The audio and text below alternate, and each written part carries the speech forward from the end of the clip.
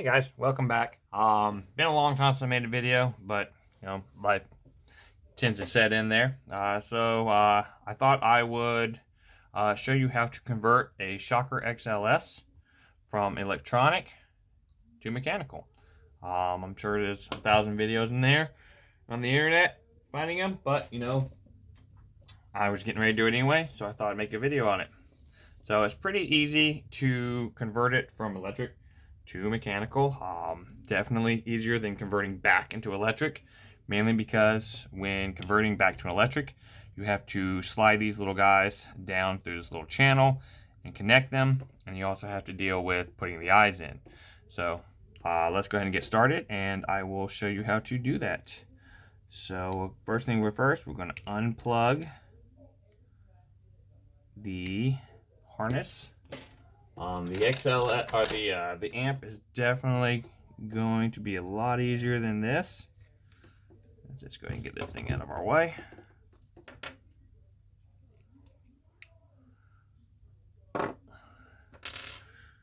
I don't like storing stuff with batteries anyway. So go ahead and pop this guy up.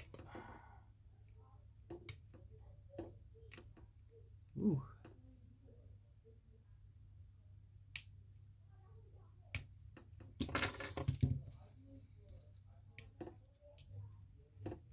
The solenoid doesn't want to go. There we go. Solenoid's out. Loosen up the eye wire here.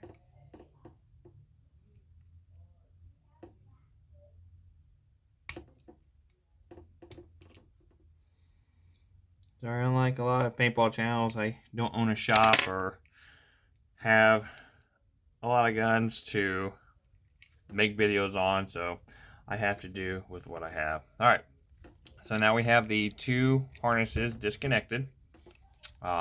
Next thing we're going to do is take out the frame. Got the screw here.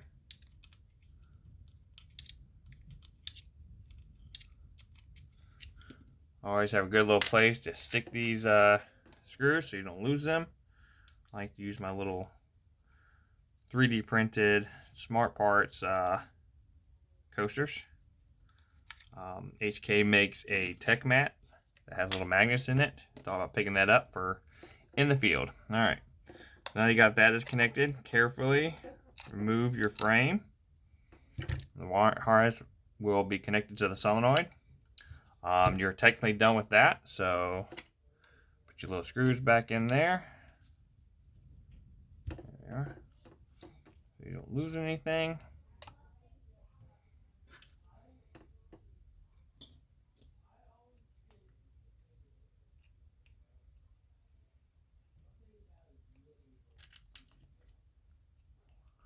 This is not the greatest thing to do at the field. So, just kind of plan your day. I'm not saying you can't do it at your field, but just be very careful. There are you've got these little screws you got to work with. You don't want to lose any of those. In here, you'll see you have to slide the solenoid down into this little compartment right here and slide those little harnesses down there. Definitely easier when you have the battery out.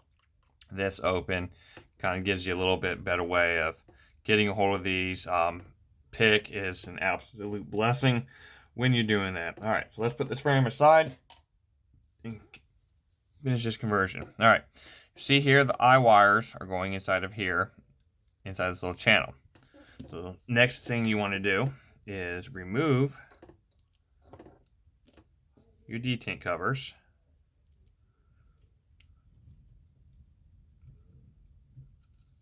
All right, that to the side. I do both at the same time, not one after another.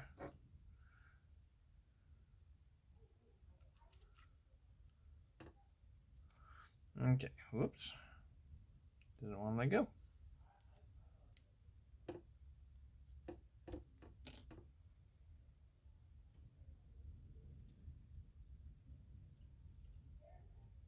Okay. As you can see, the eyes have no screws. They're just held on by this little thing right here. So you just pop them up over it. both sides. And then they slide down through this little channel. So, carefully. Oh, that's right. Sorry, you gotta get this guy out of the way. This little pin gives you a little bit of slack. Just kind of work them. Take your time when moving the eyes in and out of these channels. You can easily snip them. Okay, so you see the eyes now. Put this guy back. Just kind of just leave them sitting there. You can finish taking them out of this little channel right here. And you don't need to take them out of this last channel. Okay, so this is the electronic solenoid. This is the mechanical solenoid. You do have to change these out. Now, they do share the same back banjo screw. After you take this guy out,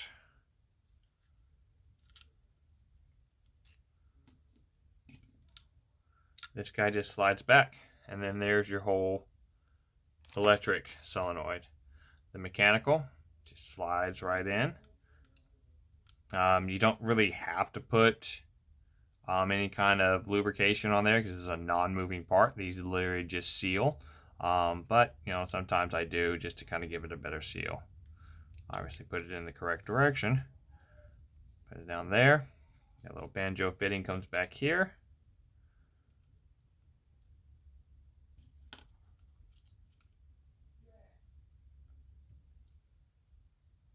Tighten that down. Good and tight.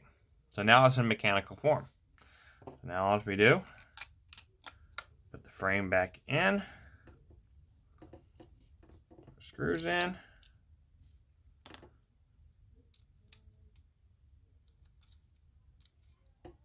If you're going to do this before the field, I would always suggest getting a little air in her, testing her out before you pop off at the field.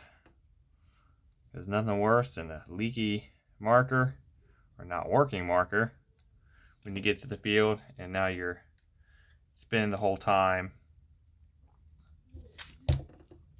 fixing a marker instead of playing paintball. I always refill my tanks after a day of playing. Like, I run two different size tanks, and they are full before I leave, so that way I can work on any paintball markers or my own after or throughout the week before I go play again. Back goes back on. Alright, let's test her out, make sure she's leak free. Put my little muffler barrel on.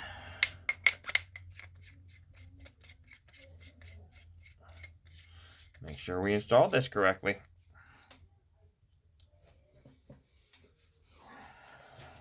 Tank on it.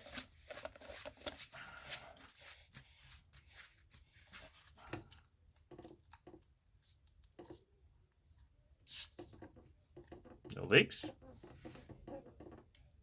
Oh, see, oh, there you go, turn the safety off. We are leak free. Oh, guys. And that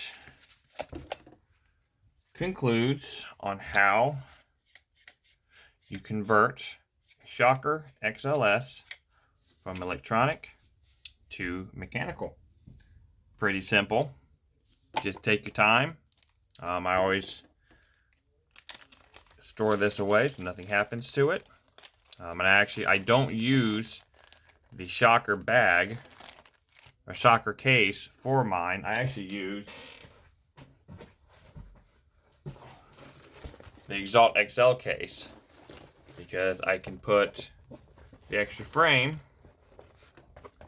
inside here. I usually stick the frame